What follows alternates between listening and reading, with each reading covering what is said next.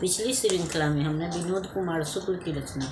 प्यारे नन्हे बेटे पर विचार किया और हमने देखा कि किस कुशलता से एक पिता या माता खेल खेल में ही अपने बच्चों को आसपास की जानकारी दे देते हैं या जीवन की प्रारंभिक जानकारी दे देते हैं। उसके लिए उनको कोई खास प्रयत्न भी नहीं करना पड़ता और बच्चे भी खेल खेल में बिना किसी परेशानी के सब कुछ सीख लेते हैं। यहाँ पर कवि या पिता जो है वह बच्चे को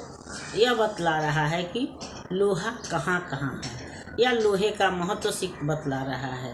या लोहे के माध्यम से यह बतलाने की कोशिश कर रहा है कि हर जो पुरुष वयस्क पुरुष है, मेहनतकश पुरुष है, वह लोहा है या हर दवाई सताई गई औरत या जो जीवन संग्राम में जूझती हुई औरत लोहा है या लोहे के समान है या अगर वह लोहे के समान निर्विकार नहीं होती है। जिस तरह से लोहे पर मौसम का कोई खास प्रभाव नहीं पड़ता है वह तो उसी तरह से अगर एक वयस्क पुरुष या स्त्री अगर अपने आसपास की छोटी बड़ी घटनाओं से समस्याओं से निर्विकार रहकर ही अपने लक्ष्य की तरफ को प्राप्त कर सकते हैं, लक्ष्य की तरफ बढ़ सकते हैं। इसके लिए उनको मार्ग की छोटी बड़ी जो छोटी मोटी बाधाएं हैं उनसे निर्विकार रहना होगा, उसको देख करके रुकना नहीं होगा। तो यहाँ पर पिता जब पुत्री को बाहर कहाँ कहाँ लोहा है यह बता चुका होता है कि हाँ बाहर कुदाली फावला हंसुआ खुरपी लोहा है, तो फिर उसको माता बतलाती है कि घर में लोहा कहाँ कहाँ है। पत्नी याद दिलाएगी जैसे समझाएगी बिटिया को। बाल्टी सामने कुएं में लगी लोहे की भिर्री, छतों की कांडी डंडी और घमेला, हंसिया चाकू और भिलाई वाला डीला, जगह जगह लोहे के टीले हैं। तो फिर माता या पत्नी उस बिटिया को याद दिलाएगी कि घर में भी लोहा और कहाँ कहाँ है, जैसे बाल्टी है, चाकू है, हंसिया है, इसके अलावा छाते की जो डंडी होती है या उसकी जो कमानी होती है वो सब लोहे का बना होता है। इसके अलावा भिलाई जो इस्पात नगरी है वहाँ पर भी जहाँ तहाँ लोहा है, यानी लोहा सर्वत्र है और लोहा हमारे जीवन में उपयोगी है। बिना लोहा के हमारा जीवन नहीं चल सकता है, इसलिए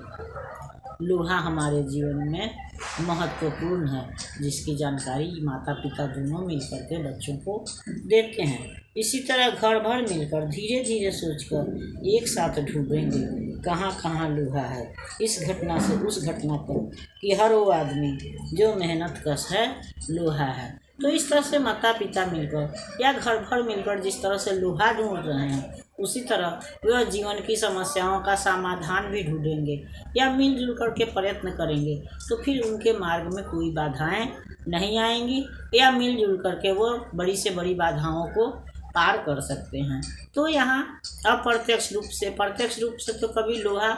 कहाँ कहाँ है या लोहे का उपयोग बतलाता है, लेकिन अप्रत्यक्ष रूप से वह एक परिवार में एकता की भावना, साहचर्य की भावना से क्या लाभ हो सकता है, मिलजुल के हम अपने उद्देश्य की प्राप्ति कर सकते हैं, यह भी बताता है कि हम सभी मिलकर के अगर अपने किसी भी समस्या का समाधान ढूंढेंगे या किसी भी बड़ी से बड़ी कठिनाइयों पर भी हम आसानी से विजय प्राप्त कर सकते हैं। हर वो औरत दवाई सताई बोझ उठाने वाली लोहा है, जल्दी जल्दी मेरे कंधे से ऊंचा हो लड़का, लड़की का हो दुल्हा प्यारा, उस घटना तक कि हर वो आदमी जो मेहनतकश लोहा है, हर वो औरत दवाई सताई बोझ उठाने वाली लोहा है। तो यहाँ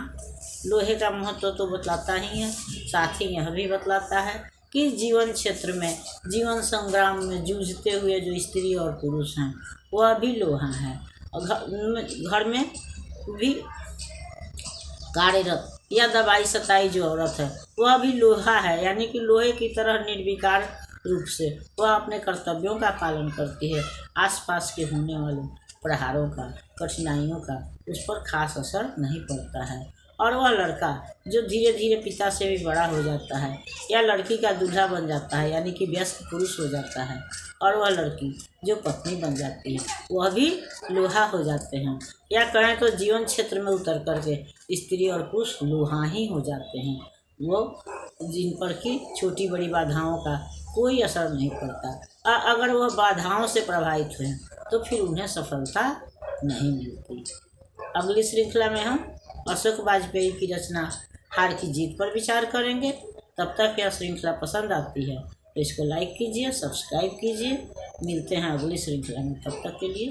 धन्यवाद।